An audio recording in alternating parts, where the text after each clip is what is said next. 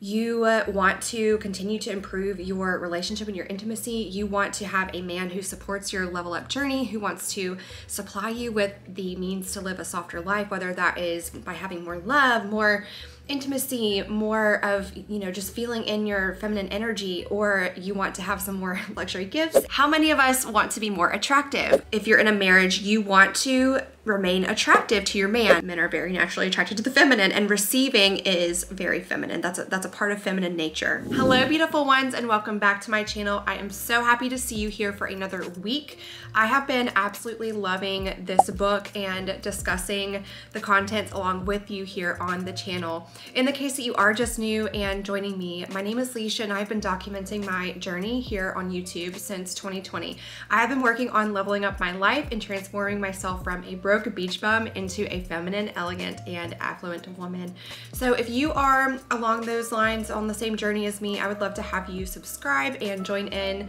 I typically upload a video every Sunday, usually at least once a week, although life does sometimes take a different course. So I am going to be sharing this week on skill number 4 in this book, The Empowered Wife: 6 Surprising Secrets for Attracting Your Husband's Time, Attention, and Affection. This is by Laura Doyle.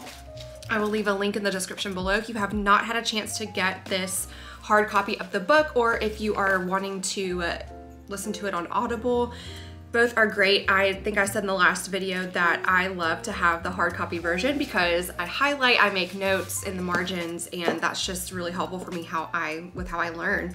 And I love to listen to the books that I'm reading along my walks or on the treadmill when I go to the gym, so that I get some further sort of reinforcement. Sometimes I think about things differently when I hear or listen to someone talking about them as well. So there's also a podcast, if you didn't catch that in the last video, I wanted to mention that, and she does share some of her conversations in the book as well from her podcast. So you may find those resources helpful if you are like me and realizing that you want to continue to improve your relationship and your intimacy. You want to have a man who supports your level up journey, who wants to supply you with the means to live a softer life, whether that is by having more love, more intimacy, more of, just feeling in your feminine energy, or you want to have some more luxury gifts. And speaking of which, that is essentially what we're going to talk about with skill number 4. This skill is to receive, receive, receive. Now, this is something that I can certainly get behind, because if you haven't read the secrets, or what is it? The 5 love languages. It's not secrets, it's just The 5 Love Languages by Gary Chapman. That book gave me an understanding that one of my top love languages is gifts. I really enjoy gifts, and that certainly goes back for me to my childhood and the way that my father raised me, the way that other family members interacted with me. The way that I started to learn about how I would feel and receive love was through gifts. And to this day, I really love to give gifts to people. I love to find something that makes me think of them, or makes me think, they might really enjoy this. This might really add something to their life. I love to give gifts. And so when I read this skill and I went through this chapter, I found myself thinking about the action of receiving much differently. And of course, this goes further than just gifts. And so you think it sounds so simple, and this is the shortest chapter, the shortest skill that Laura discusses, which makes me wonder, maybe she doesn't have a lot to say about it, or is it that important that it just deserved a more intently focused section of content here in the book. She starts out the skill and framing this up by saying, receptivity is the essence of femininity. The more you're willing to receive gifts, compliments, and help from your husband, the more feminine and attractive you'll be to him, and the more special treatment you'll get. And then she goes on to a little bit and says, receiving is the ultimate act of giving up control. So when I read that, I thought for a second, okay, we just talked about control and relinquishing control of your man in the previous skill. That's definitely something that I will probably take a while to focus on and work on implementing in my relationship. But she, again, brings that back in showing that receiving is an ultimate act of giving up control. How many times have we had an idea in our mind about a gift or something that we wanted, and we specifically wanted our man or significant other to give it to us, and we end up receiving a gift that is, so, quite frankly, not at all what we had in mind? That has happened to me, and she ends this introduction of this skill by saying, if your husband offers a gift that isn't quite right for you, keep in mind that if you reject a gift, you're also rejecting the giver. Very interesting way to look at it. I've never looked at it like that before. I have always, of course, held in mind etiquette when you're receiving gifts from people, but I didn't look at so many of the other, I guess, situations I've been in where I'm receiving something from someone and I've said no or no thank you, or even she goes on to kind of talk about in the situation of compliments. I've never thought about that as rejecting someone when I sort of don't take the gift. So my daughter just woke up from her nap, so I'm going to go and grab her, and then I will be right back to continue on with chapter 18 in this discussion. Welcome back from that brief intermission. Did I tell you that these videos are going to be a little bit more casual, or what? She woke up a little bit earlier than I expected from that nap, so thank you so much for your patience. Hope that gave you a moment to go grab a coffee or something. Let's go ahead and get back into it. Chapter 18, again, is how to get more gifts, compliments, and help. This is the only chapter in this skill, so we can intently focus on this, and I think try to really work on this skill of receiving. I love how she starts out this chapter with something to give you some food for thought and a different perspective on receiving, because it's not just about the gifts. There are other situations where we sabotage our feminine energy and our relationships by not receiving. So tell me if this sounds like you. She says, maybe a friend has offered to buy your lunch, but you insisted on paying your share. I have done that, and I have even done that when dating. Or a party guest has offered to stay to help you clean up, and you said, don't worry about it, I've got it. I did this during my daughter's first birthday party, which we hosted here at my home, and while my mother was helping, she did an amazing job. I had several other family members offer to help as well, and because I just didn't want to burden anyone, that is the feeling that I typically have when someone offers help, is that I don't want to burden someone else with this effort that it is to clean up or whatever other task it may be they're offering to do. That's just, I don't know, it's so hard for me. It's more about, I don't want them to be burdened. I want them to enjoy the time, you know? And then she says, oh, okay, someone has apologized for being late to meet you, and instead of thanking her for the acknowledgement, you've said, oh, that's all right. Again, I've done that so many times because I don't want the other person to feel bad, and I know that I have been late before too. So what Laura goes on to describe when this, I guess, dismissal of an apology is not received well, is that this essentially sabotages our feminine energy. It makes us less attractive, it degrades our confidence, and it makes us appear less confident in front of our man. And those are very important things in relationships, believe it or not. I think that it's so hard because we get it twisted, according to Laura's words here. We get it twisted and think that when we say, no thanks, I've got this, or it's okay, don't worry about it, we think that we are, I guess, building ourselves up and we are feeling more capable because what they did or what they said, their help, it doesn't matter. It's not going to affect our life or our situation, our relationship. But what she's saying is that it actually does. And this is something that I'm realizing I should definitely put into my little experiment here with these intimacy skills and work on this a little bit, being a good receiver. She does have a section in here entitled Good Receivers Are More Self-Confident, and what an important thing to have, confidence on a level up journey in your relationships. So important to be confident, because when we're around a person who's not confident, it's almost like we feel a little bit of cringe, you know, and as humans by our nature, we tend to avoid those cringy situations.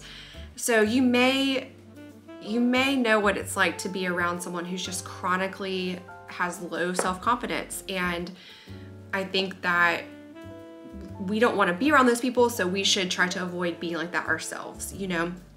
When you are not accepting and receiving of a compliment or a comment or apology graciously, it does give off a little bit of a lack of self-confidence, especially when you say, oh, you know, this old thing, I got it at the thrift store. It's no big deal.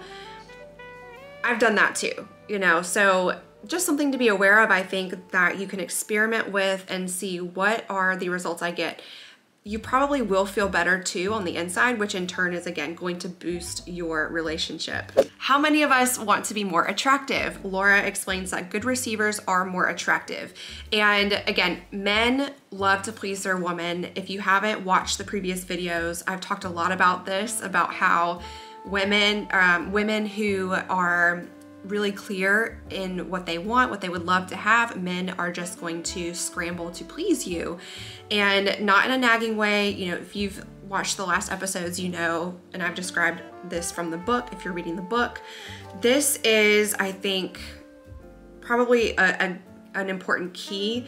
If you're in a marriage, you want to remain attractive to your man. I've seen a lot of women that I know personally in my life who get married, they're younger perhaps, get married and think that being attractive just needs to go out the window. They don't need to dress nicely, they don't need to do their makeup anymore, they can act differently even, which we tend to get very comfortable right after we've got that ring, we've said our vows, we are married. We relish in that comfort, which this is not saying don't do that, but that can diminish your attractiveness to your man. And so it's very important to be aware of that, right? She says that when we take a feminine approach, there's nothing a man won't do to please us. Men are very naturally attracted to the feminine, and receiving is very feminine. That's a part of feminine nature. So consider too that you can't give and receive at the same time. The more you're doing things for a man, the less you're in a position to receive. I talked about this a little bit from the last chapter on making sure that you're not controlling your man. And again, still a work in progress there with that skill, but that puts you in a position where you're not able to receive. When you're the one who's doing everything, giving everything, saying everything, controlling every little thing, you are not in a position to receive, and you can't give and receive at the same time, right? So while you may think you're being helpful and giving in that controlling nature, you're actually, again, degrading your femininity and therefore making yourself less attractive to your man. Just something to think about. Do you agree with this? I would love to hear your opinion in the comments below. Now, lastly, I know that we're all wondering this, and this is what I was wondering myself when I saw the title of this skill.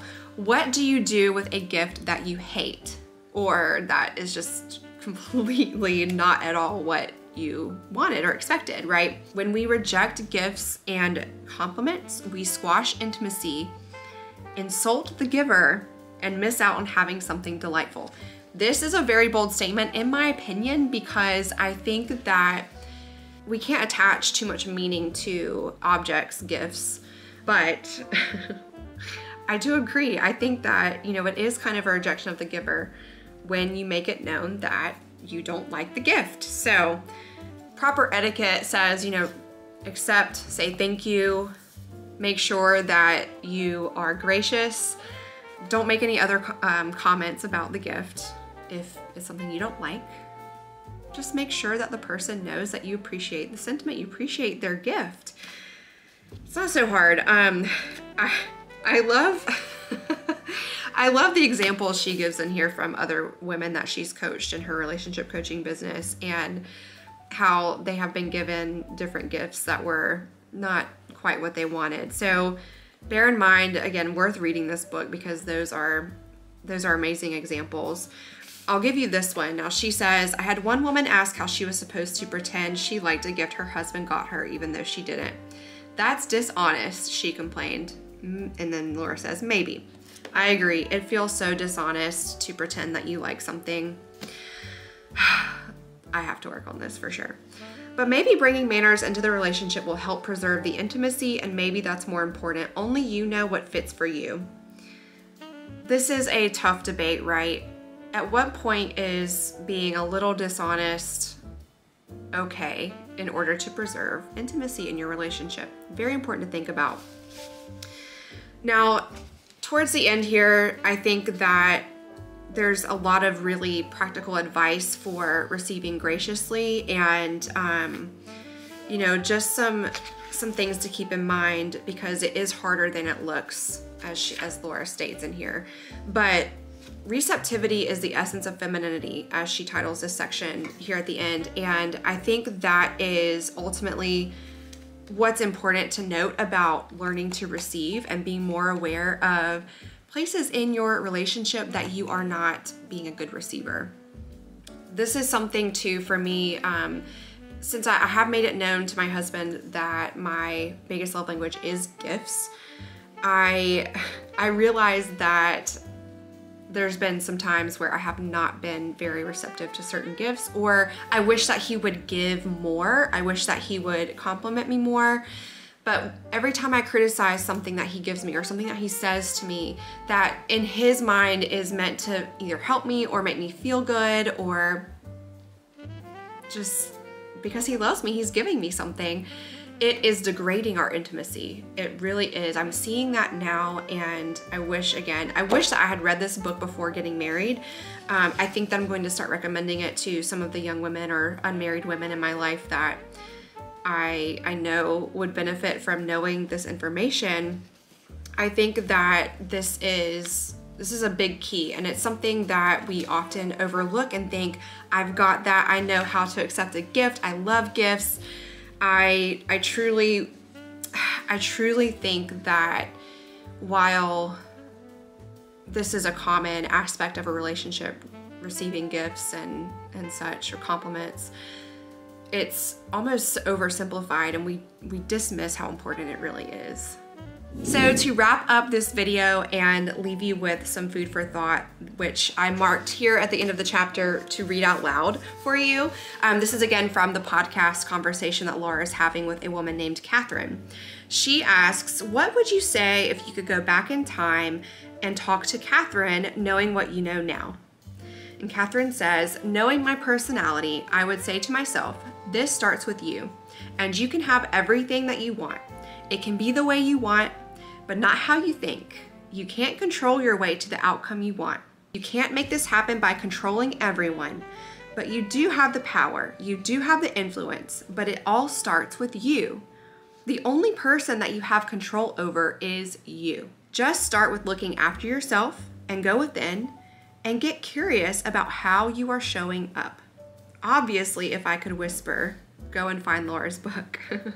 So again, the link is in the description below for this book if you would like to grab this. I wanted to read that out loud because that statement that Catherine makes back to Laura in response to her question is, I think, such a good response and reminder. I wrote it down in my journal for us in all aspects of our leveling up journey, mainly relationships, like this book is teaching us to improve. But I think it's so important to remember that you have the key to all that you are looking for in your life. You have the ability to decide, am I going to take action on what I'm learning? Am I going to invest in myself more? Am I going to build up my current relationship? Am I going to make my marriage stronger so that life only gets sweeter and more fulfilling? Because at the end of the day, all that we have left is each other. We have love. We don't necessarily need all these material things to live a fulfilling life, although don't get me wrong, I really like luxury. I really like my car. And come to think of it, I would have never really, I think, been able to have that car if my husband hadn't seen that I wanted that car for like 2 years and made it happen. You know, there's so many excuses that I think there could have been. And so ultimately, I just wanted to encourage you this week, go ahead and keep experimenting with these skills and let me know how it goes down below. I have decided that I'm going to do a video at the end of this series, maybe more so just kind of a what my results have been after experimenting with these, and I'm probably gonna get pretty real with those. It'll probably be one of the more personal videos I've shared on this channel. So hopefully you'll look forward to that. And until next time, if you haven't yet, catch up with one of these videos from this series. Make sure you subscribe to my channel, and I will see you next time. Bye.